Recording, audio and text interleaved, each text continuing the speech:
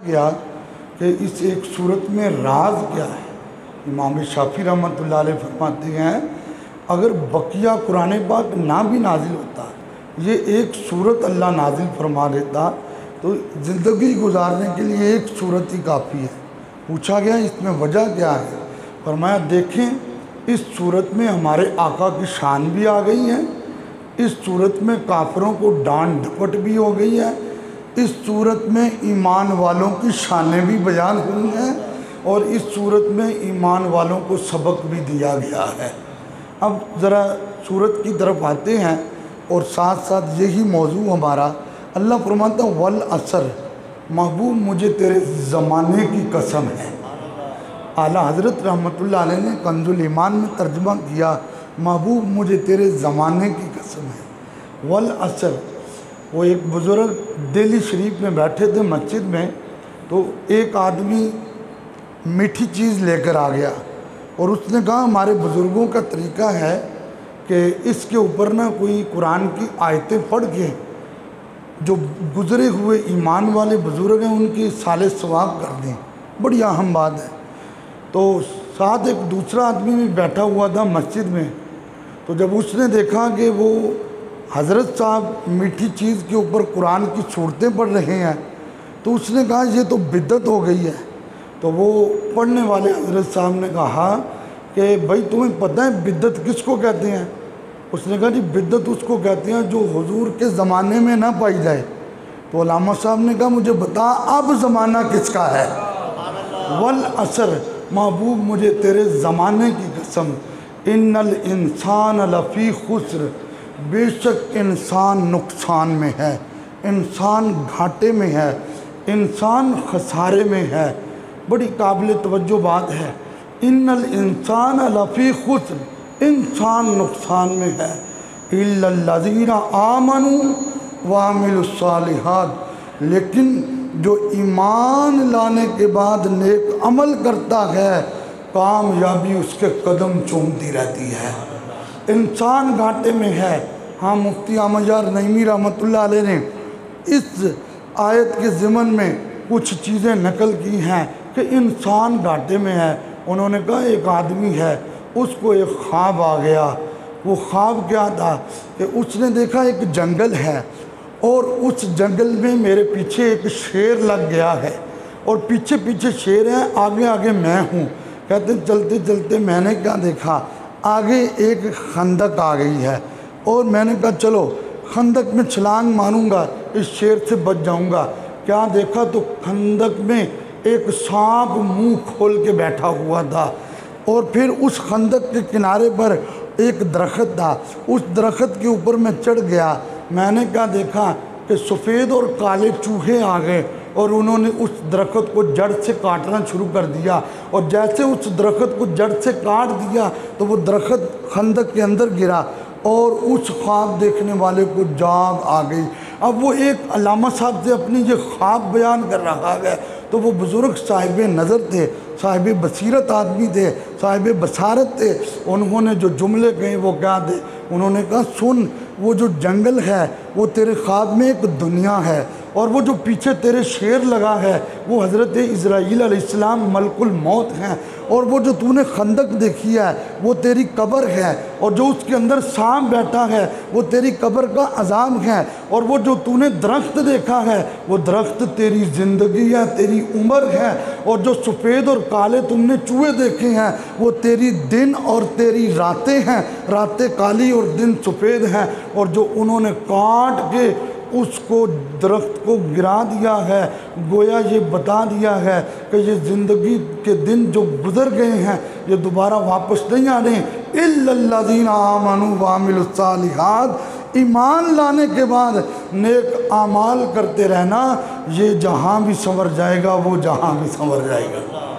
और इस सूरा के ज़िमन में रूहुल बयान वाले तो यूँ लिखते हैं, वो कहते हैं ये जो सूरा है इल्लल्लज़ीना आमनू व अमिलुस्सालिहात, इतने हिस्से में और फिर वतवासौ बिल हक़ वतवासौ बिस्सब्र फरमाया, इसमें कुछ चार हस्तियों का अल्लाह ने ज़िक्र किया है।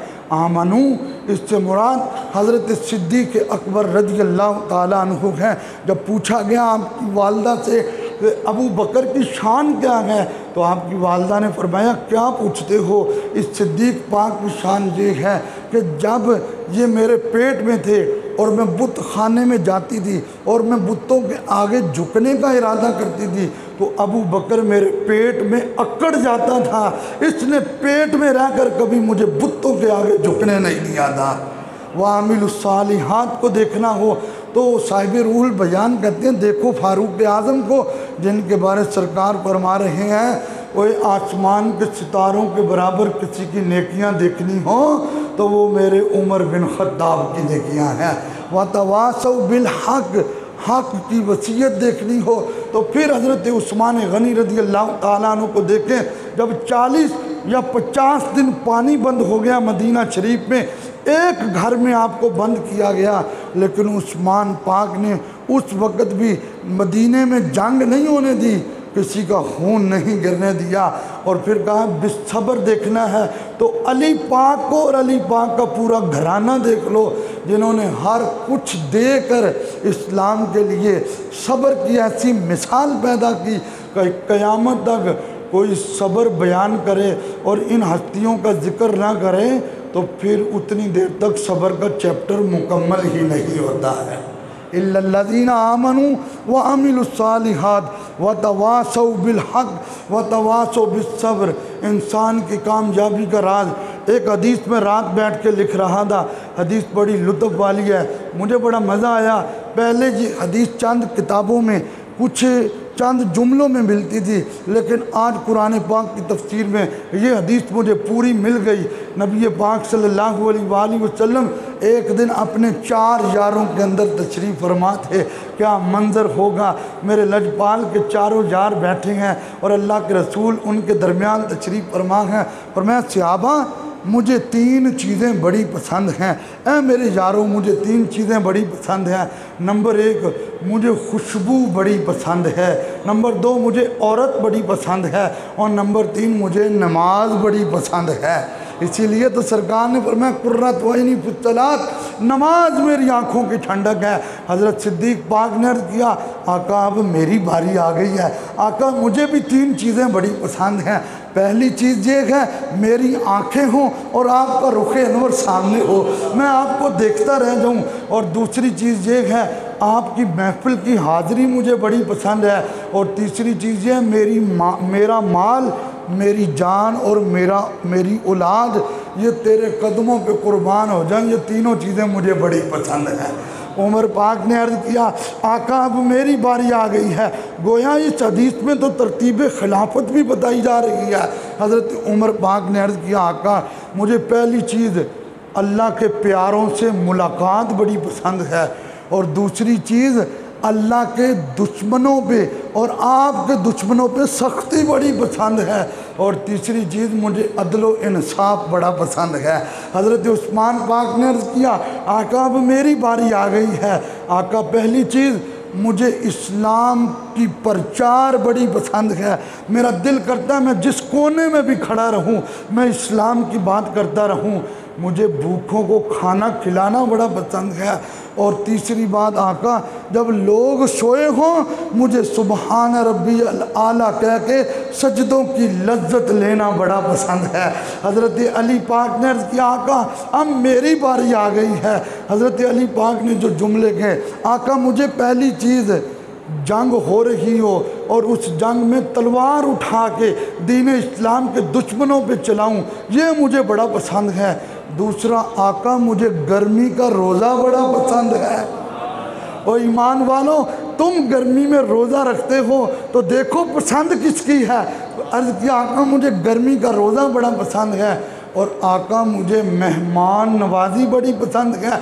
हज़रत अली पाक बात करके मुकम्मल हुए तो मेरे नबी ने फरमाया ए मेरे यारों वो देखो मेरे जिब्रील अलैहिस्सलाम आ गए हैं।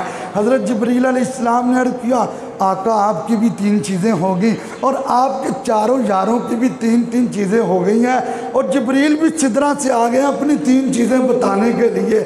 आका मेरी पहली पसंद ये है जो गुमराह हो मैं उनको सीधे रास्ते पे लगाता जाऊं, और जो गरीब हो मैं उनकी मदद करता जाऊं।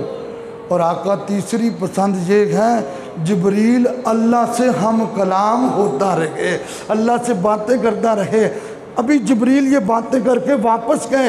अल्लाह ने फरमाया जिब्रील मेरे महबूब ने भी 3 चीज़ें पसंद कर ली और मेरे महबूब के चारों यारों ने भी 3 पसंद कर ली, और जिब्रील तुम भी अपनी 3 सुनाए हो, और जाओ उसी महफिल में मेरी भी 3 पसंदीदा चीज़ें सुनाओ।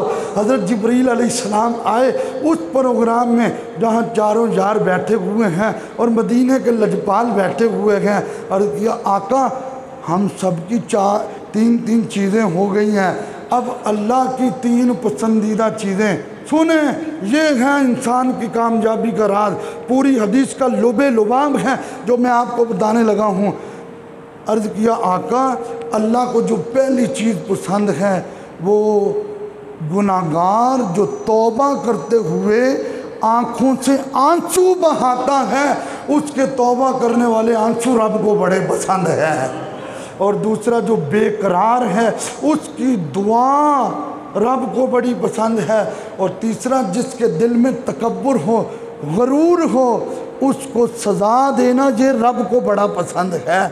हालांकि वो करीम रब जो अपनी रहमत की मिसाल दे रहा है तो फरमा रहा है ओ ईमान वालों 70 माओं से ज़्यादा रब की रहमत तुम्हें अपने लपेट में ले लेती है। 70 माएँ उतना प्यार नहीं करती जितना रब अपने बंदे से प्यार करने वाला है। तो क्या ख्याल है कि हमें हर लम्हा वो काम करना चाहिए जिन कामों में खुदा और उसके रसूल की रज़ा हो, फिर ही तो कामयाबी होगी। लक़द काना लकुम फ़ी रसूलिल्लाहि उस्वतुन हसना। ईमान वाले कहाँ के चक्कर लगा रहा है, कामयाबी तुम्हारे कदम चूमेगी। मेरे नबी के नक्शे कदम पे चलना शुरू कर दो, मेरे मुस्तफ़ा की ज़िंदगी से रहनुमाई लेना शुरू कर दो। हाँ हाँ, जिन हजरात ने वतवासौ बिल हक़ वतवासौ बिस्सब्र को सामने रखा, फिर अल्लाह पाक ने उनके नाम भी रोशन किए हैं, उनके मकाम भी रोशन किए हैं, उनके काम भी रोशन किए हैं। हज़रत अबुल हसन रहमतुल्लाह अलैह खुतबा दे रहे थे और इस अंदाज में खुतबा दे रहे थे कि पूरे मजमे वाले रो रहे थे। एक अल्लामा साहब वहाँ पे गुज़रे, उन्होंने कहा क्या सुना दिया इनको, ये पूरा मजमा ही रो रहा है। तो हज़रत अबुल हसन ने कहा मैं इनको फ़िक्र आखिरत के बारे में बता रहा हूँ, कामयाब होना है तो इन चीज़ों पे अमल करो।